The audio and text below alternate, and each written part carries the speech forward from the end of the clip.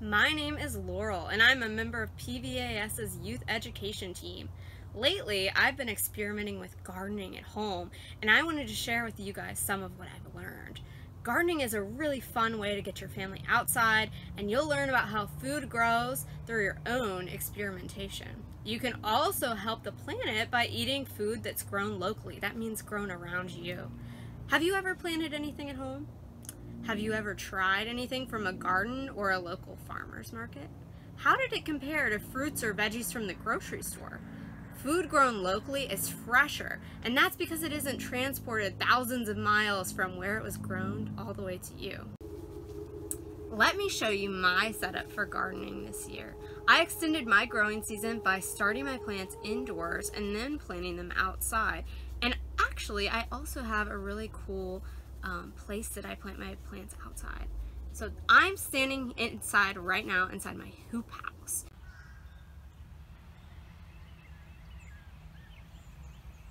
This is a place where it gets really warm and toasty, and it allows the sunlight to come in without allowing big pests like deer into my garden, or allowing the water to evaporate too quickly and the plant roots to dry out. So it keeps it nice and warm in here so the plants don't freeze, and it also allows the plants not to dry up from the sun.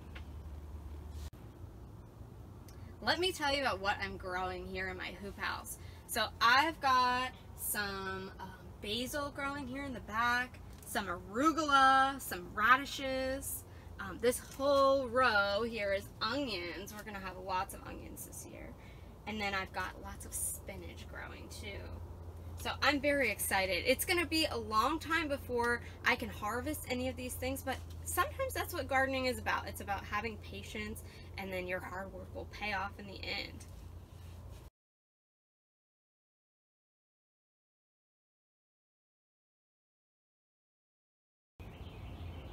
Another important part of gardening is weeding, so keeping your garden free of all the plants that you didn't plant, you didn't intend to be there. Now, we're calling them weeds because they might be sucking the nutrients or the sunlight away from the plants that we want to grow, but if they were outside of my garden, a lot of them are nice native plants, and I wouldn't call them weeds then, so those plants could be really beneficial to pollinators if they're outside of the garden. Now, one reason that we plant in rows is so that we know what is weeds and what is what we're trying to plant. So you can weed between the rows really easily if you plant in rows. So let me show you. So here's my row here of some lettuce, and I see some little weeds coming up between the rows. So I can toss those off to the side, and then they won't be stealing the nutrients from my lettuce here. Now this lettuce has gotten big enough that I can recognize what in here is lettuce and what is a weed, like this little guy. But early on you might not be able to tell, so it might be a good idea to kind of let your plants grow up a bit before you start weeding in the rows.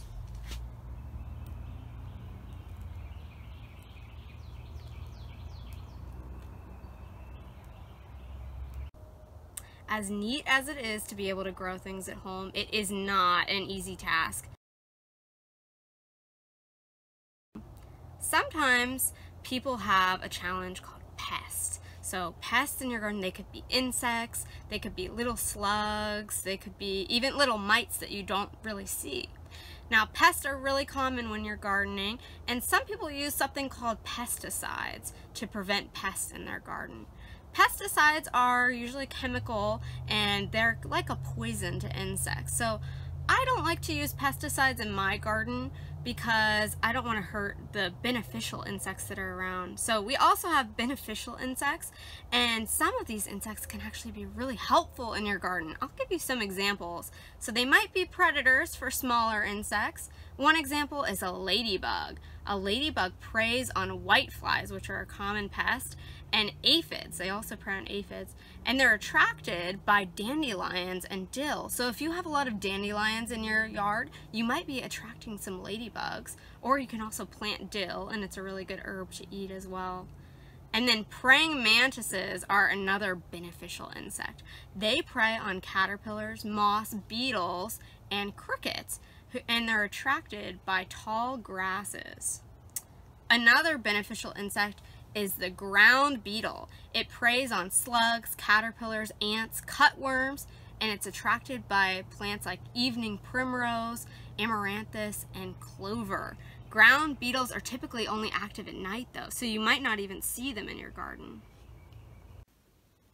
Here is an action shot of a pest in one of my planters, and this planter is actually inside, so pests can still be a problem even if you're starting your seedlings indoors, but indoors usually you can kind of see what's going on. So if I see any more stink bugs like this guy in here, I'm just going to take them outside.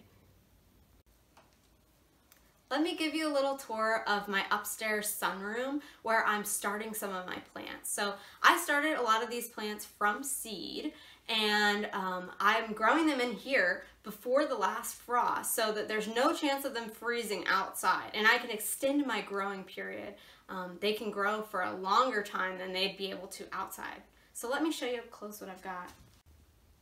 So I'm using a variety of different containers to plant my seeds in. One container I have here is something that is compostable. So this will break down in the soil. And this is really neat because I can just plant this and not even worry about taking it out, disturbing the roots. The roots will eventually just grow through this material here.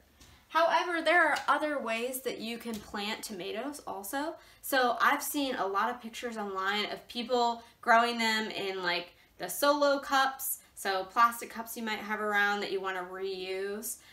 That would be a great way to grow tomatoes.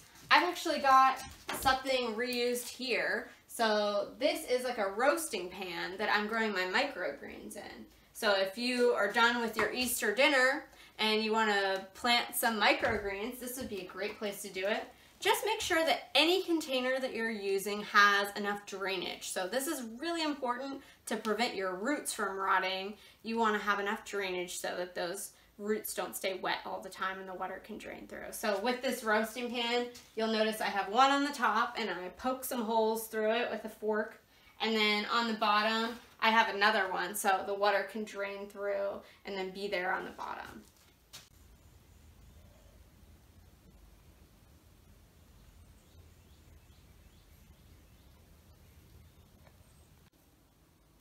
I like to grow what we call heirloom varieties of plants. So an heirloom variety is a variety that can be grown locally, and it basically has some really unique properties to your region. So it might be resistant to the pest in your region.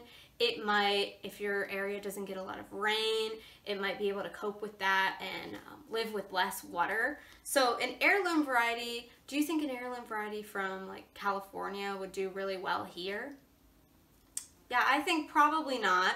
We'd probably want to grow heirloom varieties that are from around here, and they might have some resistance to pests or some resistance to maybe different diseases. So I'll show you some of the heirloom varieties that I have.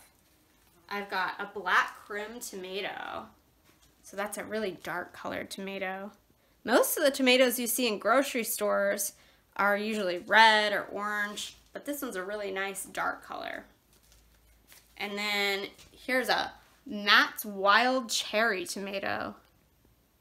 So these are some really nice smaller tomatoes. This is probably going to be more of a vine that grows up though, so this one might get really tall. And then here is a yellow brandywine tomato. So it's a unique color too. It's yellow when it's fully ripe. And it's another type of heirloom variety. And then I've got some other heirloom varieties too. Here's dill. It's another heirloom variety. So dill is really good for attracting beneficial insects, which we talked about a little bit earlier. Here's another heirloom dill. And then an heirloom oregano too.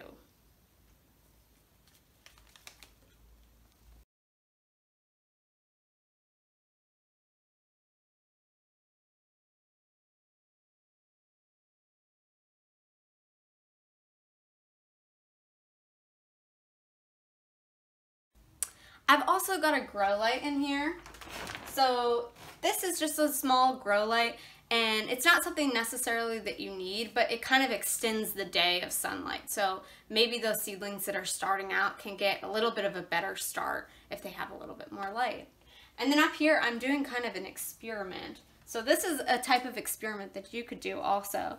I was looking at all the dried beans that we had, and I wanted to know if any of those dried beans would be able to grow. So I've got lima beans, pinto beans, and lentils that are all growing in there.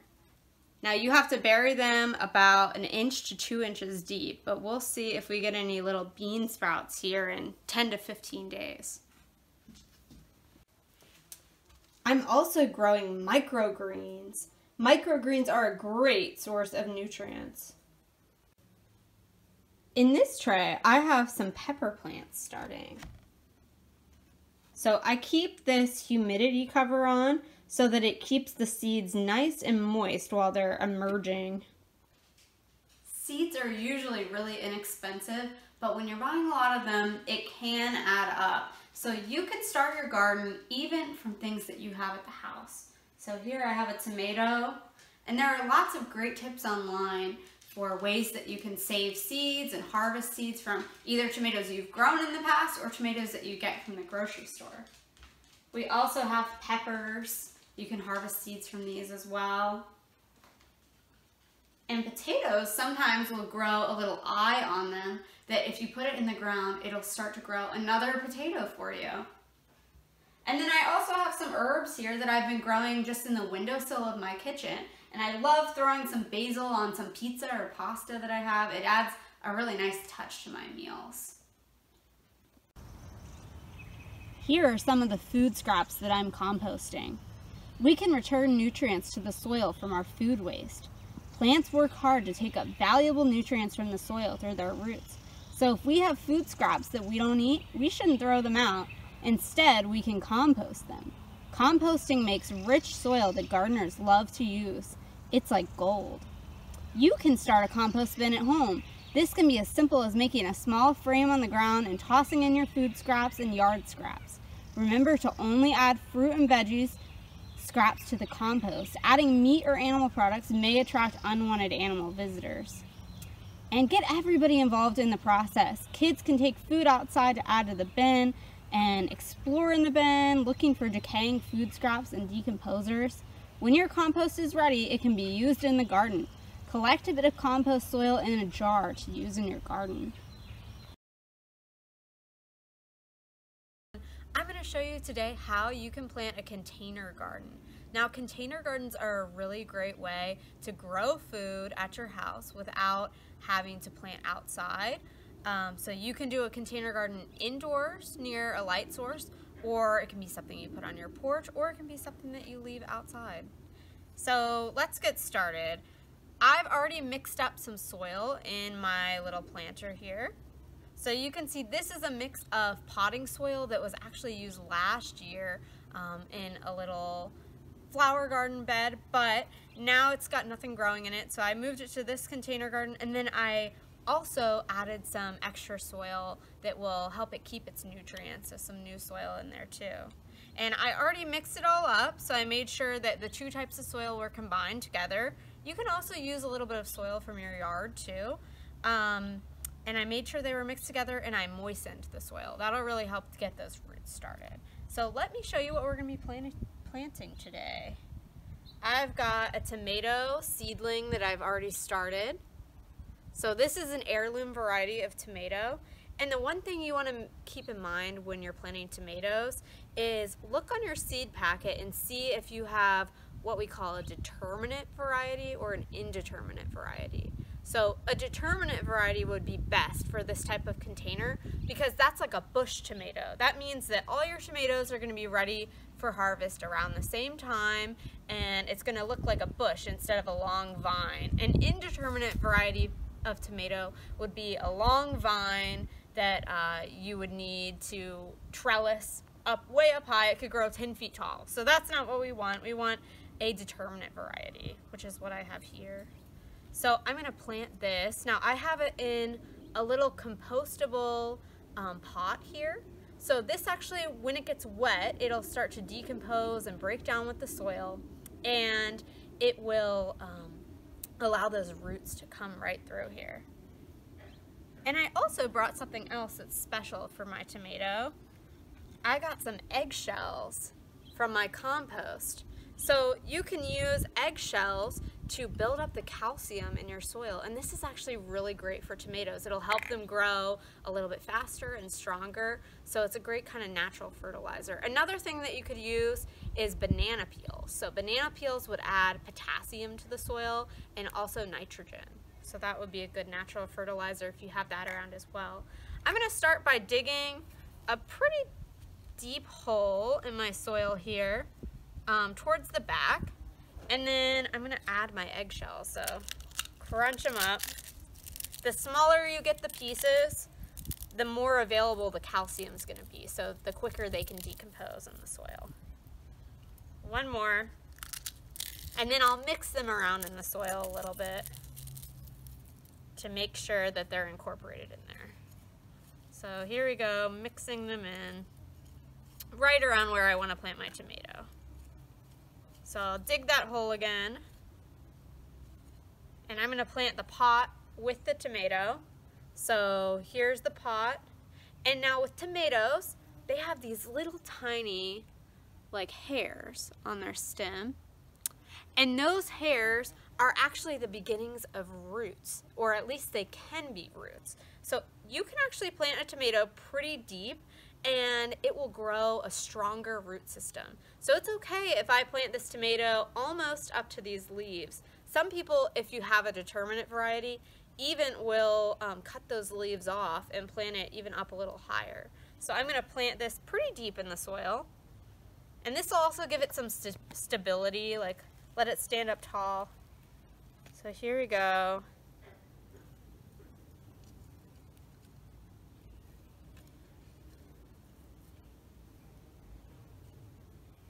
All right, I'm pressing on the soil a little bit around the tomato, not too hard. And there's my tomato, planted already. Now I'm gonna label my tomato. I have these homemade plant labels. I actually found these. I made them when I was a little kid, only about 7 years old or so. And I was digging through my gardening supplies looking for stuff for this year. And I found these. So they're really simple to make if you want to make something similar. It's just a piece of construction paper, and I did a little stamp to make it nice and pretty, and a colored popsicle stick. But you can make labels out of almost anything. If you are going to have your container outside and not sheltered, you might want to do like plastic or something that would not get wet in the weather.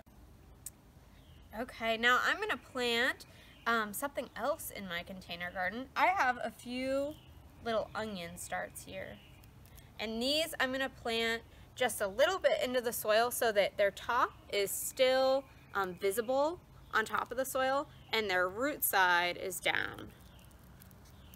So I'll plant them a little bit away from each other so that they can grow nice and big.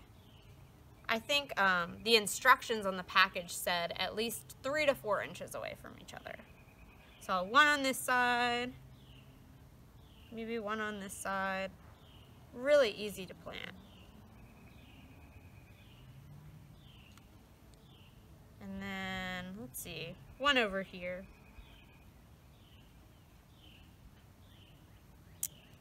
Okay, my onions are all planted, and I'll label them later.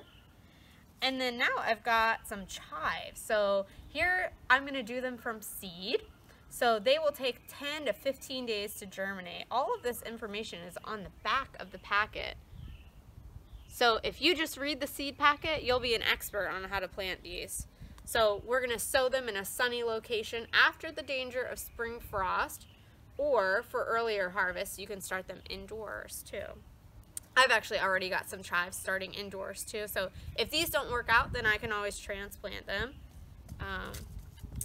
Chives are actually a great thing to plant in a container because chives will really take over your garden if you plant them outside with everything else. So chives will kind of blow their seeds in the wind, and they can end up anywhere. So if you keep them in a container, that's a good place to keep them. Now it says to plant them 4 to 5 inches apart with the seeds, Obviously in this container we don't have a whole lot of room, so I'm going to plant them a little bit closer than that, and that might mean that I might harvest them a little bit earlier, and that's okay.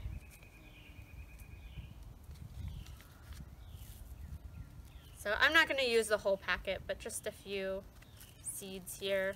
And I want to plant them 1/4 of an inch deep, so not very deep at all.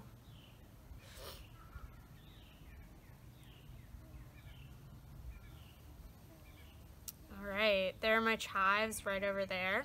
I'll go ahead and label them now.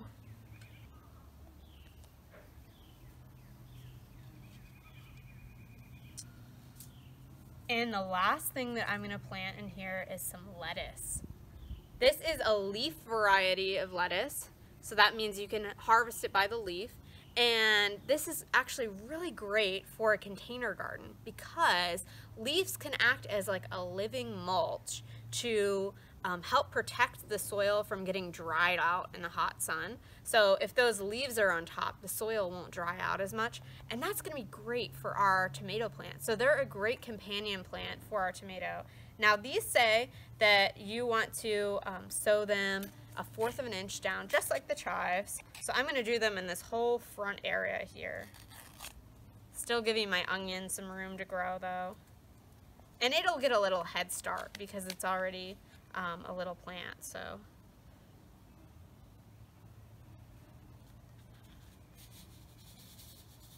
I'm just sprinkling these. And again, we might be harvesting this before the plant's fully mature, or else it would kind of take over the whole container garden.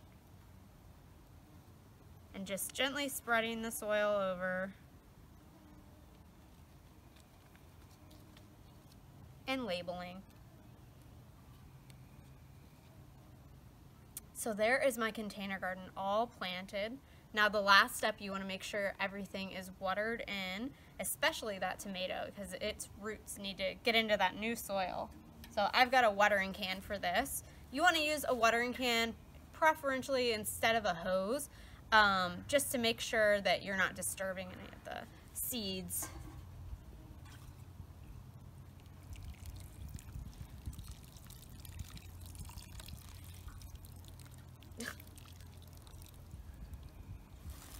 Okay, now that everything is all watered, we're just going to leave it out here in the sun and see what happens. Hopefully it'll grow me a nice garden. You could grow a pizza garden. You might call this a pizza garden.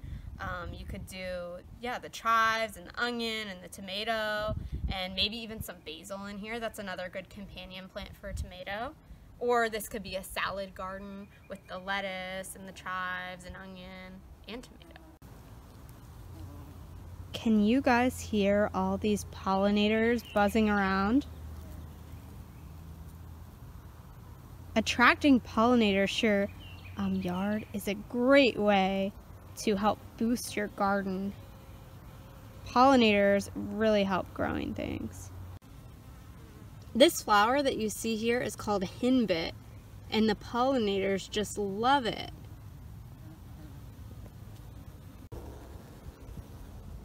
They're a little bit hard to capture on camera, but they're really zooming around here. See how many you can count in this frame.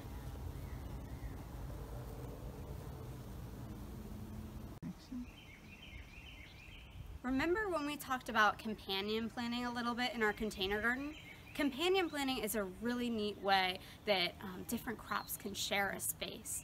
So companion planting is something that people have been doing for a very long time. In fact, Native Americans really developed the idea of companion planting with their Three Sisters model. So in the Three Sisters model, they plant 3 things together. They plant corn, which provides like a trellis or a stalk for the bean plant to grow on. Beans grow on a vine, remember, so they've got to climb up that corn stalk and get their sunlight that way. And then the beans actually give back nutrients to the soil, which is really something rare for plants to do. The corn will take up nutrients from the soil. And then the final sister in the Three Sisters method is squash. Squash has those beautiful, huge leaves that cover up the soil and protect it from drying out. kind of like the lettuce did for the tomato plant in our container garden. So the Three Sisters method is really neat, and companion planting is something that you can do in your gardening. Whether you have a large backyard, a small backyard, or no backyard at all, you can do gardening at home. So you can use a small plot of land or plant a container garden just like we did and set it on your porch, or even garden inside and grow some really awesome varieties inside. There's lots of information on the internet what you can do to which plants will work well inside and give you some good food to eat. My microgreens are grown all inside and they are ready to harvest for me, and that's going to be a nice lunch today. Now that I'm finished planting all of my garden, I can finally relax and enjoy the outdoors.